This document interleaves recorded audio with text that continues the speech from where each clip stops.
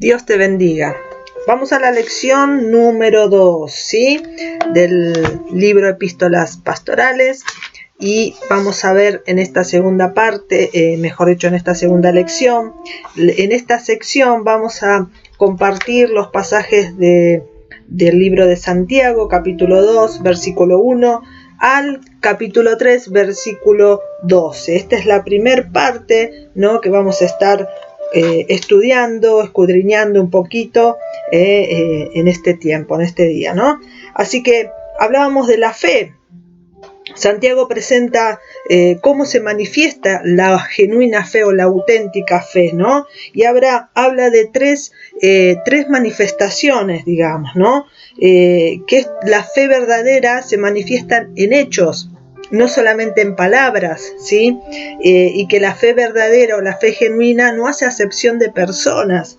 Y también otra de las cosas como se manifiesta la fe es por la forma de hablar, también dice, ¿no? Con una boca no podemos con una misma boca bendecir y maldecir, ¿no? Así que acá encontramos una verdadera enseñanza que nos confronta y que libera, ¿sí? Hay algo que siempre nuestro pastor Héctor nos dice, ¿no? Que no soy lo que digo, sino lo que hago, sino lo que se ve, ¿sí? Podemos decir muchas cosas de nosotros mismos, pero los hechos nuestros, el andar nuestro, habla más fuerte que nuestras palabras, ¿no? Entonces, la auténtica fe refleja, muestra obras de esa fe, ¿sí? Es lo que está mostrando en este tiempo la iglesia, el Centro Cristiano Visión Mundial El Shaddai, saliendo a las calles, estando donde está la necesidad, compartiendo, ¿sí?, con lo que tenemos, está manifestando la auténtica fe. Esa fe que nos ha sido dada, no la estamos llevando a la práctica. Y en el versículo 3, capítulo 3, versículo 13, nos comparte sobre la auténtica sabiduría, la que necesitamos para vencer. La sabiduría disfrazada de este mundo no nos sirve.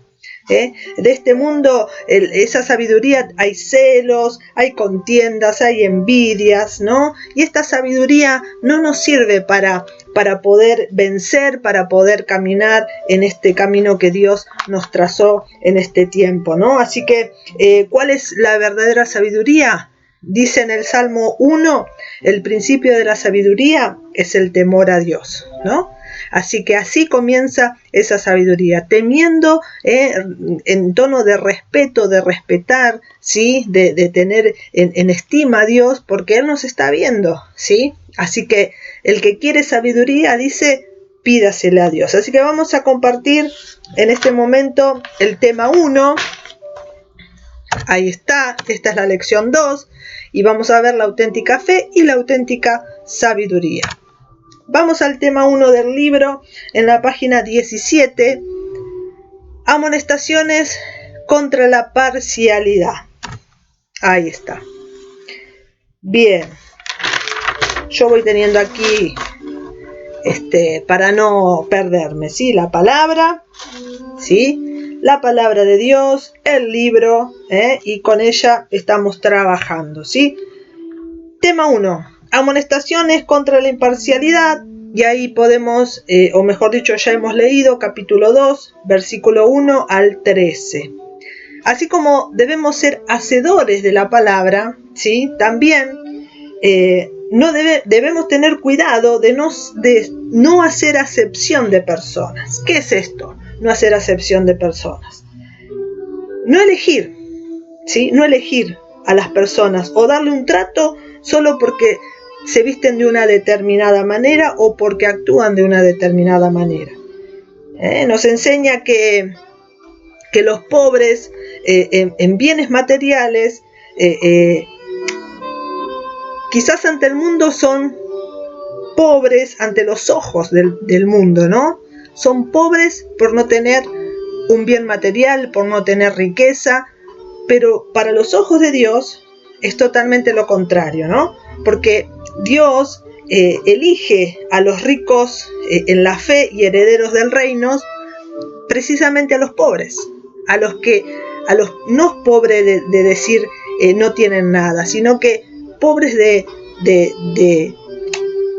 riqueza, ¿sí? De riqueza, pobres de riqueza, ahí está. En ese tiempo, dice en el versículo 6 y 7, que estaban favoreciendo al rico, hacían diferencias, juzgaban, creían cumplir la ley,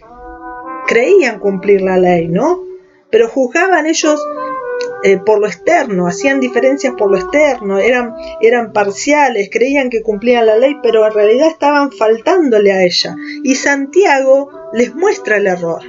Ellas estaban desobedeciendo a la ley que decían respetar, ¿sí? Estaban mostrando por sus hechos algo contrario. O sea que esa fe que decían tener era una apariencia, ¿sí? Y vemos constantemente en la palabra como el Señor Jesucristo le mostraba esos errores, ¿no? A los judíos, a los rabinos, ¿no? Les mostraba esa situación. En el versículo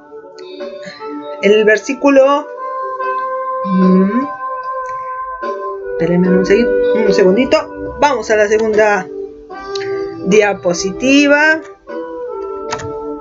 En el versículo 8 dice que la ley real viene de Dios el Padre, que es el Rey, y los súbditos de ese reino deben obedecer esas leyes, ¿sí? ¿Qué enseña esta ley? El amor al prójimo. Eso enseña, el amor al prójimo. Pero al no obedecerla estaban pecando contra Dios. Faltaban a la unidad de la ley y al amor que Dios exigía. Y faltar a algún punto de la ley era faltar al amor, ¿sí? La ley es más que sus mandamientos, ¿eh? En el versículo 12 nos enseña esto, que la ley de libertad, que precisamente es el Evangelio del Señor Jesucristo, es más que todos los mandamientos, ¿no? Y la obediencia a alguno de ellos. O sea, que sean amables con el rico no justificaba, no cubría el desprecio que estaban manteniendo por el pobre. No lo hacían. Faltar algunos de esos puntos era faltar a la ley completa, ¿no? Y, a ver, déjenme ver. Exactamente, ahí dice. Nos enseña, el versículo 12 nos enseña de la ley de la libertad, que precisamente es el Evangelio del Señor Jesucristo. En San Juan 15:12, que lo vamos a leer, ¿qué les parece? San Juan 15:12. Muy bien, rapidito lo leemos. San Juan 15:12. Ténganme paciencia, el primer video salió ahí, pero esto estamos haciendo lo mejor que podemos. Por ahí hay un poquito de desprolijidad, pero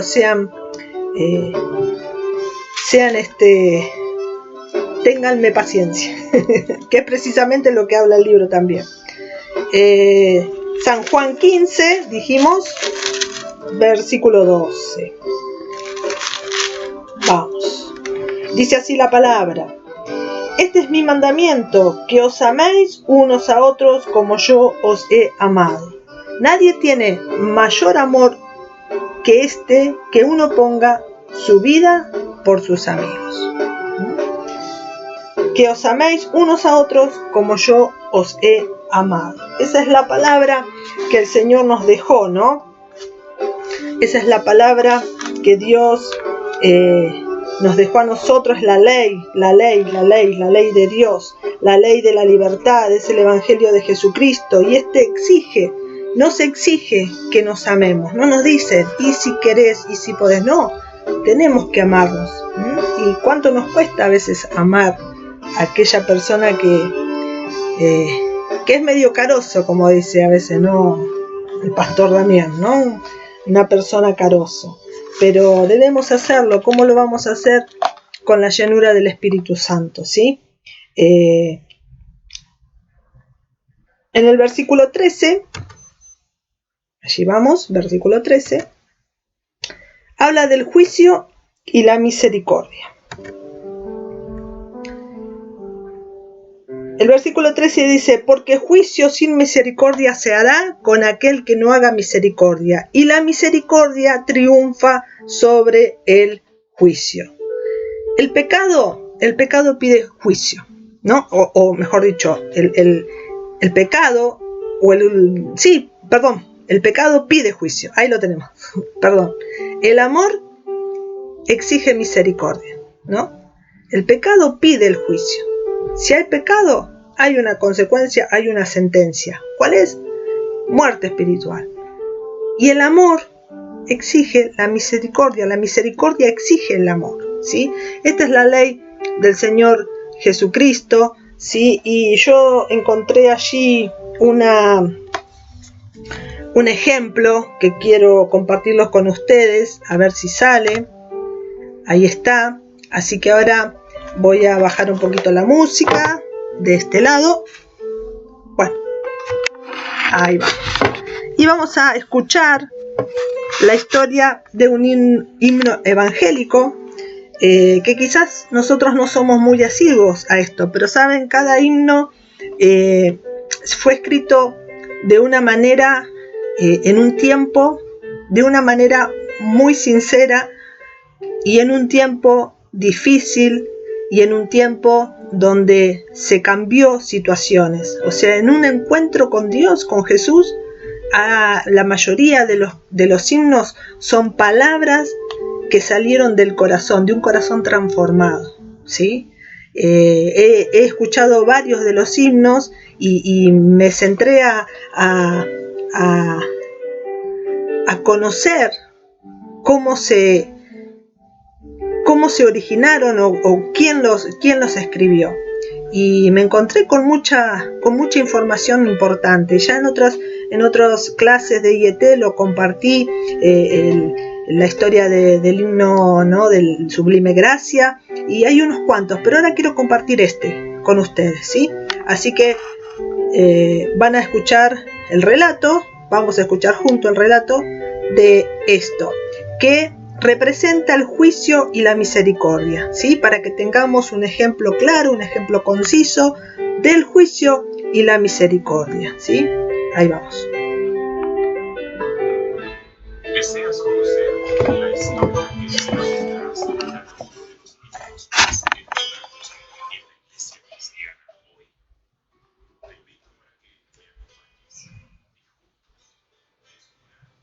la historia de los libros evangélicos. Fue en 1836 que una joven británica hacía preparativos para asistir a un baile a celebrarse en su pueblo.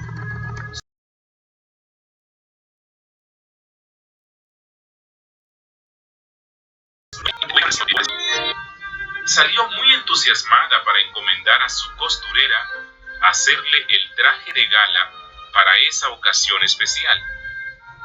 En el camino, la joven se encontró con un señor evangélico, amigo de su casa, un hombre fiel y sincero. Carlota le saludó amablemente y le manifestó el propósito de su diligencia. Con mucho empeño, este caballero le habló de la vanidad de la vida y lo engañoso de los placeres de este mundo. Trató de razonar para que ella no fuera a ese baile, sabiendo que el baile no le haría bien. La joven, muy enojada, le contestó: «Esto no es asunto suyo», y siguió. El baile se llevó a cabo, y la dinámica Carlota fue una de las jóvenes más alegres y elogiadas.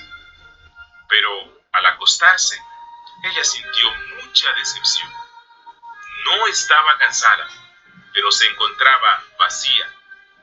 Una espina se hincaba en su mente y su conciencia le perturbaba. Ese señor con el cual ella se encontró ese día siempre se había mostrado cariñoso, y la manera tan ruda en que ella le había tratado llenó su pecho de mucho pesar. Ella no quería reconocerlo, pero estaba viendo que ese señor tenía la razón. El brillo de este mundo es engañoso y no es más que vanidad. de 3 días de reflexión dolorosa, Carlota Elliot visitó al amigo y le dijo: por días he sido la joven más decepcionada. Ahora anhelo encontrar la verdad que usted tiene. Dígame, ¿qué debo hacer? Por supuesto, el evangélico no perdió tiempo en perdonar la conducta tan contraria a la que la joven había aprendido. Con toda sencillez y cariño, ese señor suizo le dirigió a la fuente de paz y le dijo simplemente: entrégate, hija, al Señor Jesús, el que murió por ti en la cruz, tal como tú eres. Esto le parecía extraño. Ella nunca había entendido que la salvación fuera tan accesible. Ella pensó: tal como soy, pero soy mala, indigna. ¿Cómo puede Dios aceptarme? Y él le dijo: esto es precisamente lo que tú has tenido que reconocer. Fue la respuesta de este hombre: puedes venir a Cristo tal como eres. La joven se sintió abrumada al asimilar la verdad sencilla de esas palabras. Fue a su habitación, dobló sus rodillas y ofreció a Dios su corazón indigno. Pidió el perdón de su pecado y puso fe en Jesús como su Salvador y Señor. La señorita vivió más y más el gozo de la salvación y, pensando en su experiencia, empleó su talento para escribir.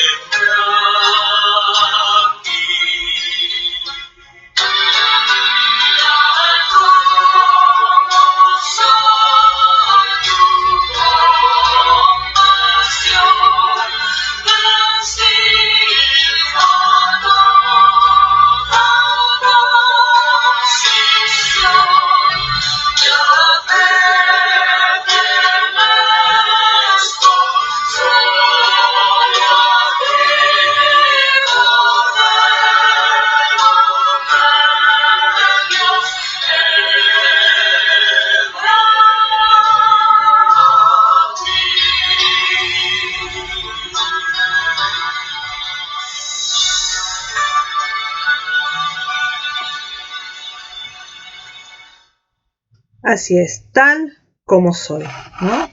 Tal como soy. Cristo necesita un corazón quebrantado, un corazón que reconozca lo que se es, ¿no? Y Dios nos acoge con su brazo, con su amor, con su misericordia, ¿no? Entonces el versículo 13 dice: porque juicio sin misericordia se hará con aquel que no haga misericordia, y la misericordia triunfa sobre el juicio. Entonces ahí vimos, escuchamos, ¿no?, un claro ejemplo de la misericordia, ¿no? El juicio lo trae el juez, El juicio ante el juez vamos a ahí a tener la sentencia del pecado. Y quiero contarle otra historia más. Dice que cuenta la historia de un matrimonio que tenía grandes recursos económicos y que había organizado una fiesta con algunos amigos. Y esa noche decidieron hacer algo diferente. Así que fueron a la parte pobre de la ciudad, donde había una misión de pobres, para los pobres, mejor dicho, en la que se dedicaba a predicar el evangelio. Y en esa ocasión, la primera vez, entraron y se sentaron al fondo del auditorio. El matrimonio jamás había tenido una oportunidad de escuchar el evangelio claramente expuesto, ¿no? Entonces, esa noche, al escuchar el mensaje, ¿sí?, sus corazones fueron conmovidos y se vieron a sí mismos como pecadores, y entonces pasaron al frente, como se hace siempre, ¿no?, para recibir a Cristo, y se mezclaron entre el grupo, ¿no?, de gente que estaban pobremente vestidas, y ellos se mezclaron, estaban bien vestidos, eran ricos, ¿no? Vamos a hacer algo diferente en esta noche, y fueron a visitar ese lugar pensando que iban a hacer una obra de bien, ¿no? Pero ellos, ante el llamado de aceptar a Cristo como Señor y Salvador, porque fueron conmovidos por el mensaje, por lo que escucharon, y se mezclaron en medio de esa gente, ¿no?, pobremente vestida. Y como resultado de esto, tuvieron una experiencia espiritual. El matrimonio se sintió con gran interés para ayudar, ¿no?, a la gente que estaba pobre, ¿no?, en esa ciudad. ¿Y qué hicieron? Establecieron un hogar para mujeres jóvenes, problemáticas y desamparadas. Eso es lo que pasó. Entonces, necesitamos nosotros reconocer hoy que considerarnos superiores a otros o mirarlos con desprecio constituye una actitud pecaminosa. Es un acto de pecado mirar a otro simplemente por la forma de ser o vestir. No importa quién sean esas personas, ¿no? Ante Dios ellas se encuentran en el mismo nivel que nosotros. Somos todos pecadores y necesitamos acudir al pie de la cruz de Jesús, aceptar a Jesús como nuestro Señor y Salvador. Eso es lo que necesitamos. Entonces, si Dios tuvo amor con nosotros aceptándonos, ¿cómo nosotros no vamos a tener amor con aquel que también está pidiendo poder entrar, poder aceptar a Cristo? ¿Cómo no vamos a tener esa misericordia nosotros? Allá en la palabra dice también, misericordia quiero misericordia. Entonces, la palabra misericordia nos enseñaron, ¿no?, que es ver las miserias del corazón. Todos tenemos miserias en el corazón, y eso es un acto de conmoverse, de decir, bueno, acá está, todo te lo doy. ¿Qué misericordia es lo que Dios quiere? Entonces, el amor exige misericordia, compasión por la gente. Vamos al tema 2. Vamos al tema 2, página. Salteamos los ejercicios, después los vamos a corregir todos juntos. Recuerden, página 20 del libro, ¿sí? Tema 2, la prueba de las buenas obras. Ahí estamos. Espere que me voy. Ahí está. Las pruebas de las buenas obras. Y en esta sección ya hemos leído capítulo 2, versículo 14 al 26. Entonces, Santiago dice que porque tengo obras, porque tengo fe, es que se manifiesta en buenas obras. Esto es lo que dice Santiago en el capítulo 14. Y Mateo, voy a hacer esto acá. Antes de Mateo, vamos a hacer esto. Vamos a leer esto. Aquí estamos una vez más ante la manifestación de la fe. Santiago no dice, porque tengo obras, tengo fe, sino exactamente lo contrario. Porque tengo fe es que se manifiesta en buenas obras. Y vamos a leer ahora sí Mateo 7:21, que hace referencia allí, Hace referencia allí, dice así: así que todas las cosas que queréis que los hombres hagan con vosotros, así también haced vosotros con ellos, porque esto es la ley y los profetas. Entonces, el hacer la voluntad del Padre no es solo decir que se hace, sino que se debe mostrar que se hace, ¿no? Y eso precisamente habla de la necesidad de las personas. Cuando siempre como siempre nos enseñó el pastor realmente, ¿no? Que la iglesia debe afectar al barrio, debe involucrarse con la gente. Y esto es lo que se está haciendo precisamente en este tiempo, o mejor dicho, los que han escuchado y creyeron y tuvieron fe en la palabra, y ahora están demostrando, están manifestando esa fe, saliendo en medio de esta situación que estamos, ¿no?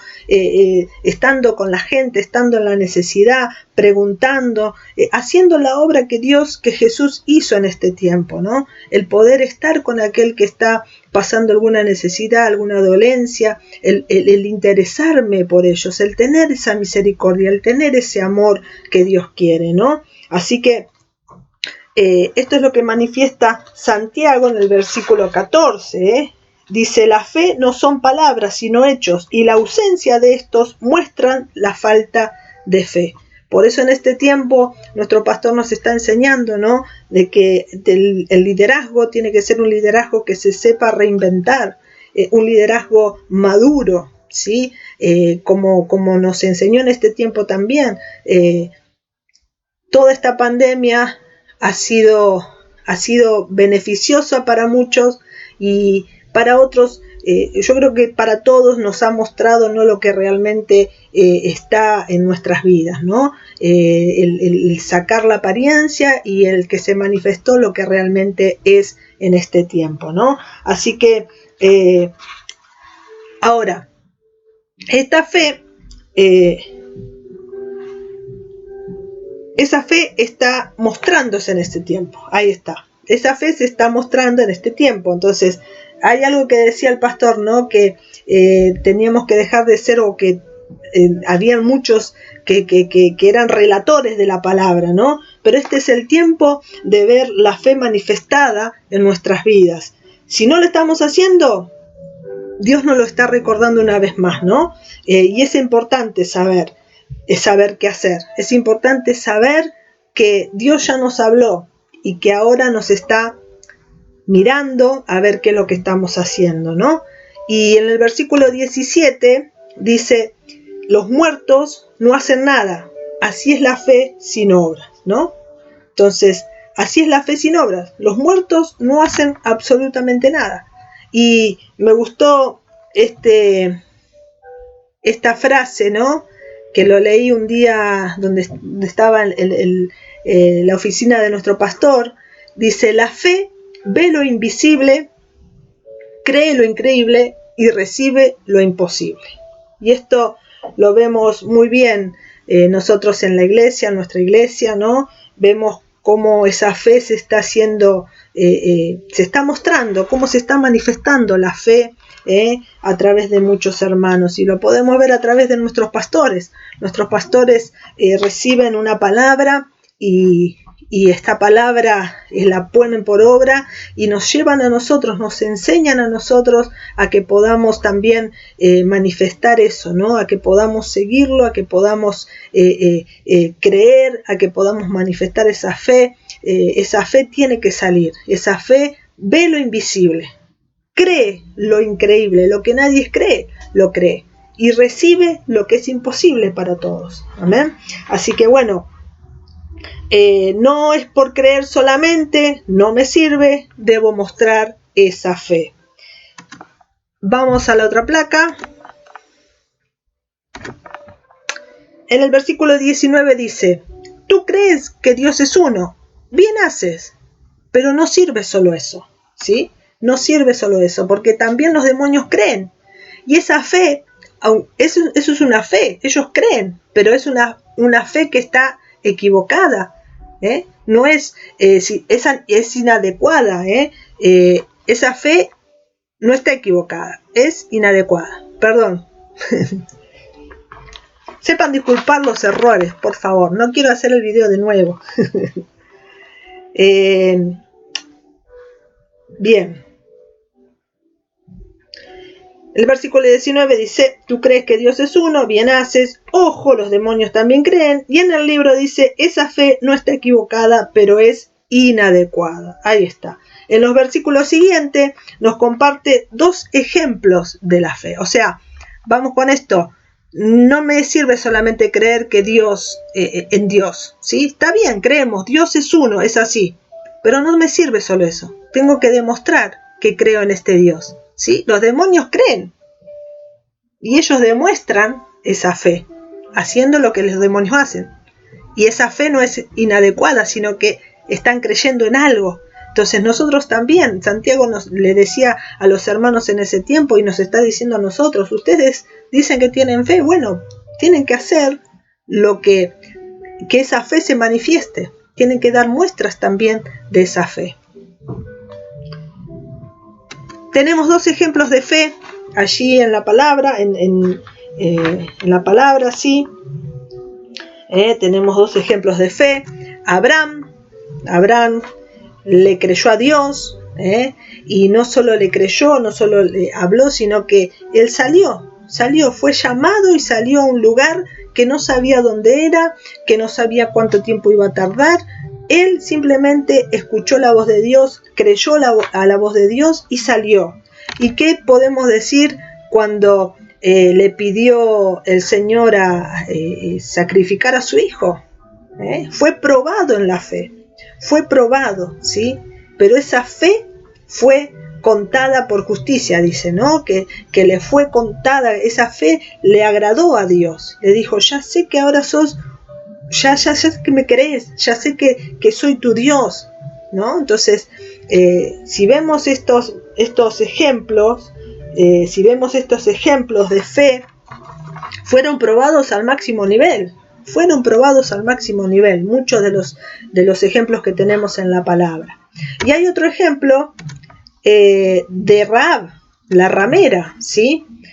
Allí en Jericó, Rahab escuchó la palabra y creyó la palabra, y cuando vinieron los espías del pueblo judío, del pueblo hebreo, ella estaba preparada, ella creyó y dijo, yo quiero recibir ese Dios, yo quiero estar con ustedes, y no solamente ella, sino a través de ella toda la familia pudo recibir a Dios, pudo recibir al Señor, pudieron ser parte del pueblo, ¿no? de los hebreos, ¿no? Y por último quiero leer, Pablo presenta la fe desde el punto de vista teológico y Santiago desde un punto de vista práctico, ¿sí? Así que ahí la Rahab manifestó su fe protegiendo y sacando a los espías y ocultándolos en la ciudad, ¿no? Así que accionó esa fe en el momento oportuno, estuvo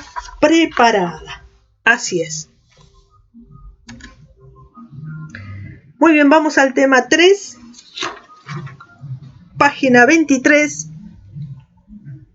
Tema 3, página 23. Y entramos en un tema candente. Esto se va poniendo más fogoso, ¿no? Capítulo 3, del versículo 1 al 12. Ahí está. Y en el tiempo antiguo, o sea, en ese tiempo en la sinagoga, en el comienzo de las reuniones cristianas también, todos podían hablar públicamente. Y tenemos una referencia allí también en Hechos 13:15, ¿no? Donde Pablo y Bernabé, cuando estaban en Antioquía de Pisidia, en su primer viaje misionero, se leía allí la ley en la sinagoga, una porción de la palabra, y cuando terminaba esto preguntaban si alguien tenía una palabra de exhortación para el pueblo. Y allí se veía la ignorancia, la falta de instrucción, se creían muchos maestros, ¿no? Y se hablaba de una manera ofensiva, y eso hacía más mal que bien para la gente, ¿no? Y cuántas veces ha pasado, ¿no? En nuestras vidas también. Hay un dicho allí que dice, esto, con una palabra destruyo, pero necesito 1000 para construir lo que derribé. Tremendo. Entonces, hay palabras, hermanos, que a veces son más duras que las piedras. Hay palabras que a veces son más duras que las piedras, ¿no? Y allí la Biblia habla, ¿no?, de perfección, ¿no? Habla en Santiago también, ¿no? A ver, vamos a ver. Dice, pero el hombre que puede refrenar su lengua es varón perfecto. Y cuando habla de perfección, no habla de ser de 10, sino que habla de madurez. Cuando la Biblia o la palabra habla de perfección, se refiere a la madurez, ¿sí? A la madurez. El varón perfecto, la mujer perfecta, es aquel que tiene formado su carácter y ya no es un niño espiritual. Ya no es un niño espiritual, ya el gobierno del mundo no está sobre esa persona, sino que gobierna el Espíritu Santo y sujeta esa lengua, ¿no?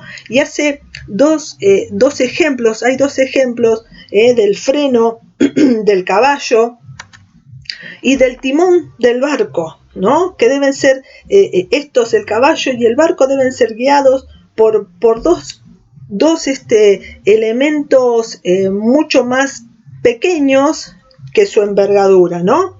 Entonces, para no ser un desastre, ellos tienen que ser guiados. Alguien los tiene que guiar. Y cuánto más a nosotros, que tenemos que dejar ser guiados por el Espíritu Santo, para que nuestra lengua se refrene. La lengua debe ser controlada. La lengua... Vamos, espérenme un segundito. La lengua debe ser controlada por la voluntad y guiada por la razón, y la palabra bajo la unción del Espíritu Santo, ¿sí? Hay una responsabilidad tremenda en la lengua, en el poder de la lengua, ¿no? El ser humano puede domar, ¿sí?, todo el reino animal, pero no su lengua. Y con la lengua bendecimos y maldecimos a los hermanos. Y esto no debe ser así. Esto no debe ser así. La lengua es un pequeño fuego, un mundo de maldad. Contamina, un pequeño chisme, una mala enseñanza, acaba con la unidad, con la armonía. Por eso debemos estar sujetos al Espíritu Santo. Así es la lengua. Miren, cuando no se controla, así es la lengua. ¿Y cuántas veces hemos metido la pata, nosotros, mejor dicho, la lengua, y nos hemos metido en grandes problemas por no saber refrenar la lengua, ¿sí? Porque salió lo que había. Entonces, la lengua debe ser controlada por la voluntad y guiada por la razón y la palabra, bajo la unción del Espíritu Santo, ¿sí? Constantemente Santiago nos lleva a una confrontación y enseñanza práctica para demostrar nuestra fe. Hay un cuadrito, ¿no? Hay un cuadrito allí en el libro que ustedes lo tienen, dos perspectivas de la lengua en la Biblia, ¿sí? Yo los voy a ir leyendo. Y yo me acordaba de esto, ¿no? Hay un video que nos compartieron hace poco y que nosotros nos compartimos siempre en el encuentro, ¿sí? En el día domingo, a lo último, donde habla del creyente y del discípulo. Un creyente, alguien que va a la iglesia, simplemente va a la iglesia y cree en Dios y escucha la palabra, puede tener en su lengua una espada aguda, una espada, ¿sí? Pero un discípulo, dice, la sana lengua es árbol de vida. Para un discípulo, su lengua es un árbol de vida, porque sabe, da vida, sabe lo que decir, no lastimar, no romper, no herir, sino dar vida. La lengua o del creyente es un fuego, llama de fuego, dice en Proverbios 16:27. Pero en el discípulo tiene que ser esto: el que guarda su lengua, su boca y su lengua, su alma guarda de angustia. Proverbios 21:23. Entonces el creyente la lengua tiene una lengua de fuego, pero el discípulo sabe guardar su boca, sabe guardar su lengua y guarda su alma de la angustia también.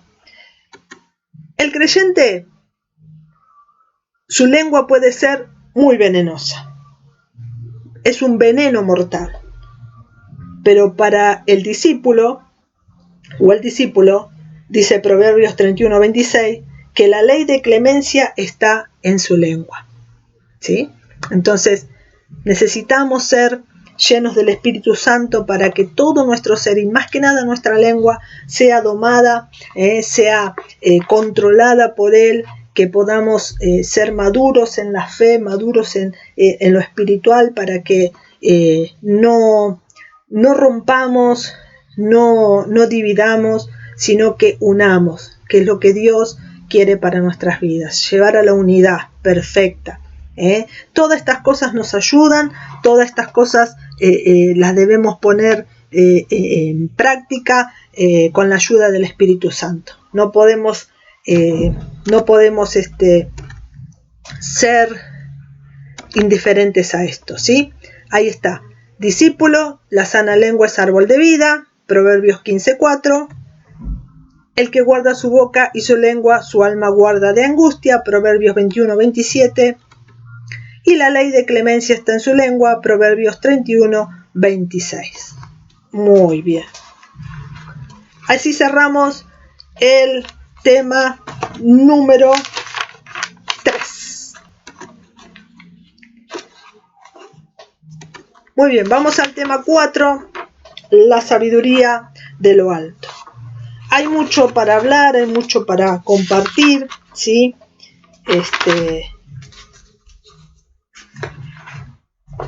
Pero bueno, lo estamos haciendo de esta manera,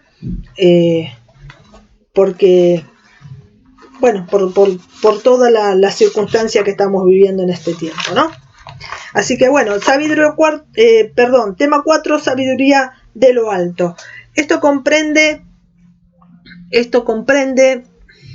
déjenme un cachito, sabiduría de lo alto.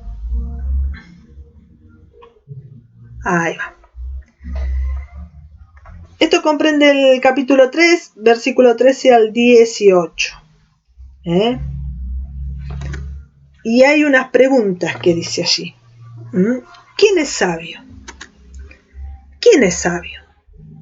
¿Quién es sabio? A ver. La sabiduría se manifiesta por la conducta, que es lo que venimos, ¿no?, compartiendo.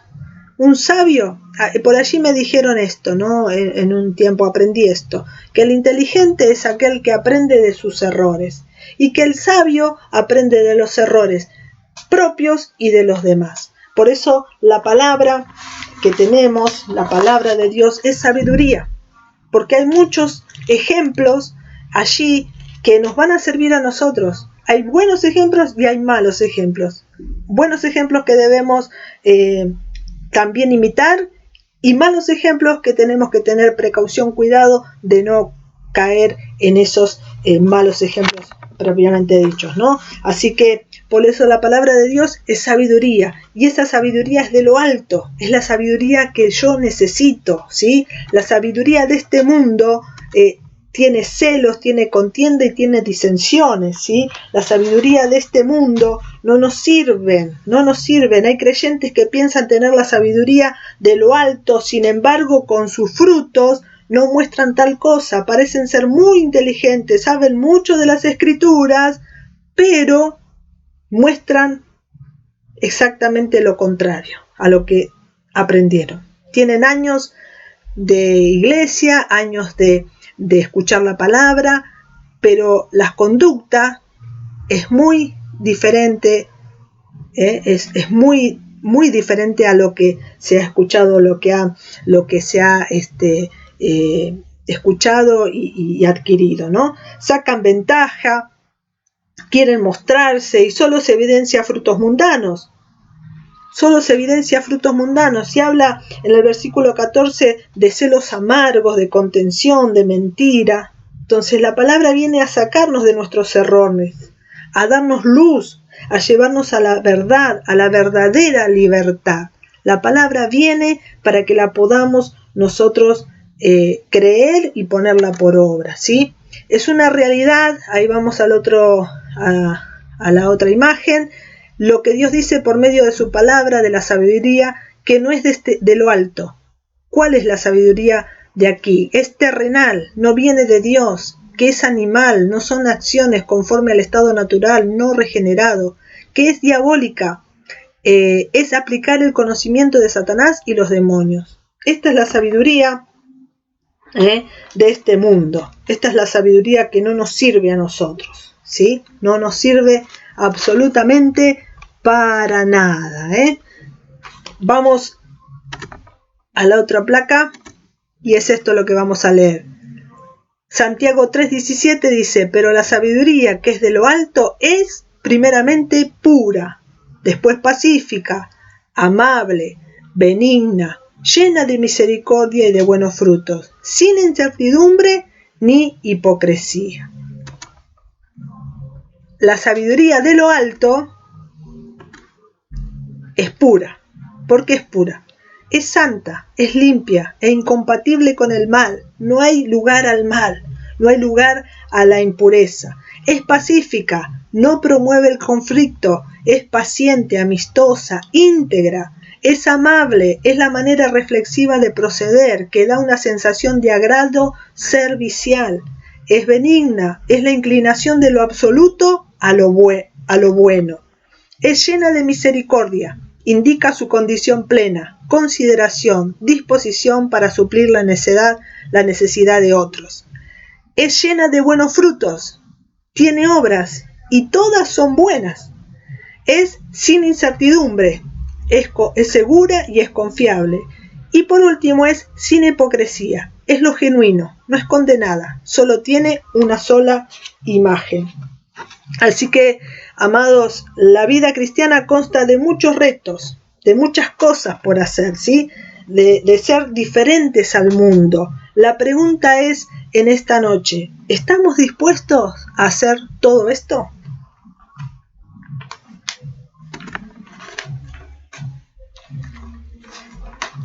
Vamos a la lección, tema 5 y ya vamos cerrando la lección, la amistad con el mundo. Y en esta sección tenemos ya que haber leído el libro en Santiago, capítulo 4, versículo 1 al 10. Y nos habla de una fe viviente. Una fe viviente produce humildad. Si no practicamos esa fe viva, el resultado es carnalidad, es mundanalidad. Y esa actitud se torna en enemistad con Dios. Y también tenemos contienda con los hermanos. El problema está en la vida de oración. ¿Sí? Allí dice Santiago, ¿no? Pedís y pedís mal. Pedimos ¿cómo? Egoístamente. Pedimos egoístamente, ¿sí? Vamos a poner una... Entonces, pedimos y pedimos mal porque pedimos egoístamente. Bien. Vamos al otro. ¿Qué tenemos que ser? Ser íntegros, acceder a las demandas de Dios. Las demandas de Dios son totales. En el versículo 3 dice, el problema está en la vida de oración. Lo más importante o urgente es buscar a Dios, es acercarnos a Él, dejar que nos confronte, que nos alumbre, dejar que el Espíritu Santo nos dé convicción de pecado para poder arrepentirnos genuinamente, poder ser verdaderos hijos, pensar en su voluntad, no en mí. El versículo 4 dice, ¿cómo puedo romper con el mundo? Con estas cosas, ¿sí? Sometiéndome a Dios, resistiendo al diablo y responder a su llamado. Entonces, una fe viviente produce humildad. La oración tiene que cambiar. Hay diferentes tipos de oración. Entonces, las primeras oraciones que hacemos son todo para mí, ¿no? Para mí. pero la oración tiene que ir en aumento. Tiene que haber un momento de un tiempo, un límite de decir, no, ya basta de esto. Tengo que crecer, tengo que madurar. Si antes era parcial, bueno, ahora tengo que ser íntegro, porque las demandas de Dios son totales. Entonces, ¿cómo puedo romper con el mundo? ¿Cómo puedo sacar de mi vida todo lo que me hace amistad con el mundo? La amistad con el mundo es contraria a Dios. Tengo que romper, ¿sí? ¿Cómo lo hago? Me someto a Dios. Y allí, sometido a Dios, buscando el gobierno del Espíritu Santo en mi vida, voy a resistir al diablo. Puedo resistir al diablo y puedo responder a su llamado, no a lo que yo quiero. Ya no es lo que yo quiero, ¿sí? Ya no es lo que yo quiero, ya es lo que Dios quiere. Ya no soy yo dueño de mi vida, como decíamos, ¿no? Sino que ahora Cristo es el dueño de mi vida, ¿sí? Entonces, tenemos que ser íntegros, no a medias, no a medias. El fruto de no romper con la amistad con el mundo, ese fruto de no romper con la amistad con el mundo me va a traer aflicción, me va a traer lamento, me va a traer lloro, ¿sí? Tenemos que tener verdadero arrepentimiento, tenemos que entender de una vez por todas. Allí Santiago les decía, una vez más, les comparto esto, ¿no? Santiago le estaba hablando a personas que ya conocían la ley y conocían la ley de la libertad, el evangelio de Jesús. Entonces estaban volviendo atrás, estaban creyendo ser algo que no era. Entonces Dios nos está hablando en este tiempo, es tiempo de volver, es tiempo, mejor dicho, de ser íntegro, es tiempo de tener un liderazgo realmente sincero, saber que somos hijos de Dios, que estamos llamados a hacer cosas que le den la gloria a Él, ya no para nosotros, sino la gloria es para Él. No es cosas para nosotros, sino hacer las cosas para la gloria de Él, ¿sí? Responder al llamado de Dios. La amistad con el mundo no nos conviene, porque allí vienen los pleitos, las guerras, las divisiones, los celos, ¿no? Entonces Dios nos sacó de ese lugar y nos puso en un lugar tremendo, maravilloso, ¿no? Nos puso en lugares altos, dice la palabra, junto con Cristo. Entonces, ¿por qué volver otra vez a donde nos fue mal? ¿Por qué retroceder? La palabra dice que no somos de los que retrocedemos, somos de los que avanzamos, somos de los que seguimos y continuamos, porque el que persevera, ese es el que va a triunfar, ese es el que va a recibir la corona de vida. Así que, amados, hasta aquí terminamos la lección número 2. Así que continuamos con la número 3. Dios les bendiga.